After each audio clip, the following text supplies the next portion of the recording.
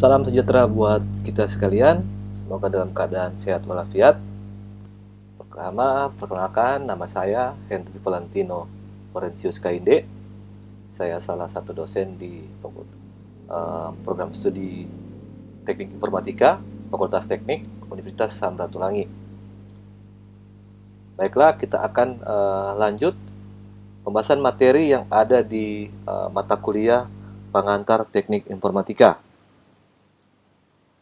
Kalau sebelumnya kita sudah belajar dari materi yang pertama, pengenalan teknologi informasi, lanjut konsep sistem komputer dan pengenalan perangkat keras, data storage, komputasi, pemrograman, pengenalan perangkat lunak dan rekayasa perangkat lunak, sistem informasi, dan pembahasan kali ini kita akan masuk pada komunikasi data dan jaringan komputer.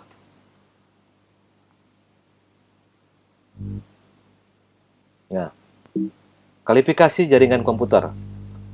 Berdasarkan luas areanya, jaringan komputer dapat diklasifikasikan menjadi LAN atau Local Area Network, mencakup suatu tempat tertentu, lab, ruang kantor, kampus, lokasi pabrik, dan sebagainya.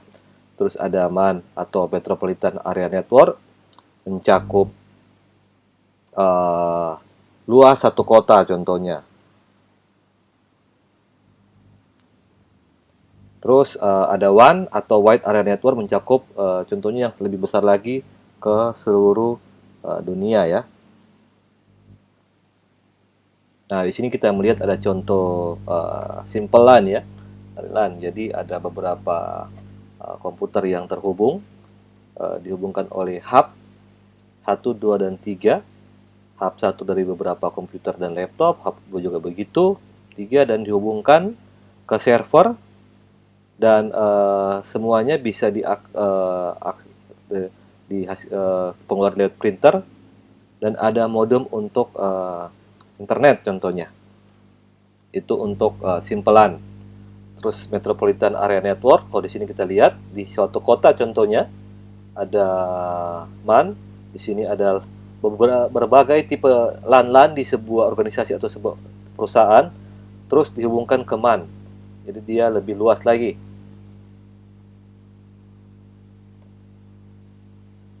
Terus ke WAN, di sini kita lihat ada satelit. Dia menghubungkan MAN-MAN di setiap daerah atau setiap negara contohnya. Terus ada LAN-LAN lagi yang di dalamnya.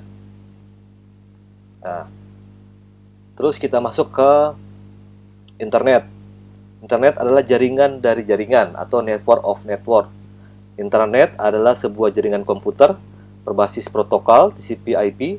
Seperti internet hanya saja digunakan dalam internal perusahaan, kantor, bahkan warung internet pun dapat dikategorikan intranet. Jika sebuah badan usaha, bisnis, atau institusi mengekspos sebuah bagian dari internal jaringannya ke komunitas di luar, hal ini disebut extranet. Memang biasanya tidak semua isi intranet dikeluarkan ke publik untuk menjadikan intranet menjadi extranet. Nah, ini kalau kita lihat dengan gambar dari internet, dia saling terhubung. Yang paling sudah sangat kita gunakan saat ini. Terus internet, di sini kita lihat ada internet. Terus ada local internet server yang menghubungkan, ada mobile wireless connection, terus workstation. Ini internet. Terus ada extranet lagi. Contohnya tadi yang internet yang dikeluarkan. Ini ada contoh dari extranet itu sendiri. Nah, terus berdasarkan topologi jaringan, ada bus. Seluruh komputer berkomunikasi melalui satu jalur yang sama, yang dipergunakan bergantian. Keunggulan, paling murah dan mudah diimplementasikan. Kelemahan, performansi lebih rendah, paling rendah, karena pada setiap saat bus hanya dapat melayani satu transmisi. Semakin banyak komputer yang terhubung ke jaringan, akan semakin berat beban bus, sehingga performa semakin menurun. Keamanan juga paling rendah di dalam bus ini. Terus yang pertama tadi bus, ada ring, terdapat jalur berupa cincin terhubung dengan arah rotasi transmisi tertentu. Keunggulannya, performansi dan keamanan lebih baik. Kelemahan lebih mahal dari bus. Terus ada star. Terdapat satu komputer atau hub yang berfungsi sebagai sentral. Seluruh komputer dalam jaringan terhubung langsung ke sentral tersebut. Keunggulan mudah diimplementasikan, kelemahan performansi hanya sedikit lebih baik dari bus. Terus ada meshed. Mesh yaitu sistem komputer terhubung langsung satu sama lain. Keunggulan, performansi dan keamanan paling baik. Kelemahan, dia ada sangat mahal dan jalur yang harus disediakan bertambah secara eksponensial oleh penambahan komputer. Itu ada mesh. Terus transmisi data. Macam-macam media transmisi, ada kabel atau wire, jenis-jenisnya. Kabel pilin terdapat dua macam, yaitu UTP dan STP. Koaksial, contoh kabel TV. Terus serat optik, memiliki kapasitas yang paling besar. Terus ada nirkabel atau wireless, bisa dengan radio, contohnya microwave, contohnya waveLAN. Terus inframerah. Atau sekarang juga Bluetooth, WiFi masuk dalam nirkabel. Terus kapasitas transmisi, bandwidth, kebanyakan bit data yang dapat ditransmisikan per satuan waktu, digunakan dalam bps, bit per second. Jenis transmisi satu arah, simplex, contoh radio. Transmisi dua arah bergantian, half duplex, contoh HT. Transmisi dua arah bersamaan, full duplex, contoh telepon.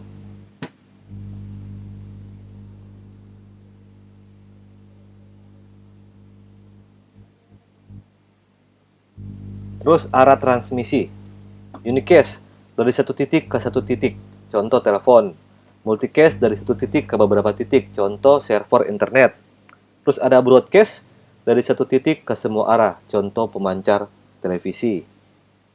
Protokol komunikasi, protokol merupakan sekumpulan aturan yang memungkinkan berbagai media, platform, atau aplikasi yang berbeda-beda dapat saling berkomunikasi dengan benar. Beberapa contoh protokol komunikasi yaitu yang pertama TCP/IP atau Transfer Control Protocol, Internet Protocol, merupakan protokol yang digunakan di internet. Dalam TCP/IP tersedia juga beberapa jasa seperti HTTP, Hypertext Transfer Protocol, terus ada FTP, File Transfer Protocol, email, telnet atau remote login, dan lain-lain. XPX atau IPX digunakan pada LAN, sistem operasi jaringan novel network. Terus ada X25 biasa digunakan oleh jaringan perbankan, cabang online, ATM, dan lain-lain.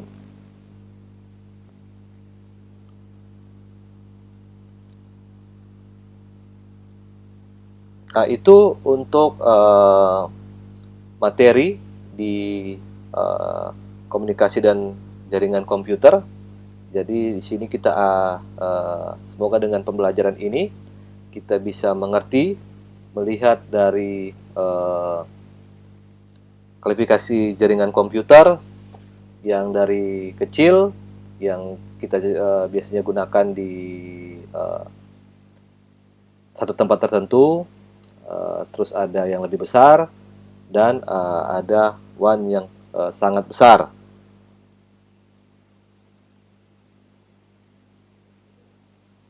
Terus kita juga melihat adanya internet, intranet, dan extranet.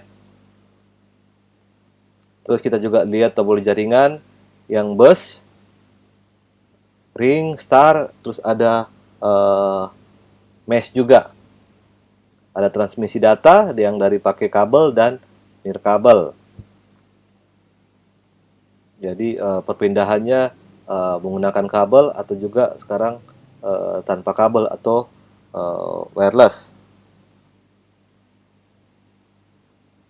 Ya, semoga dengan materi komunikasi dan jaringan ini bisa membantu kita untuk lebih mengerti lagi bagaimana jaringan-jaringan yang ada pada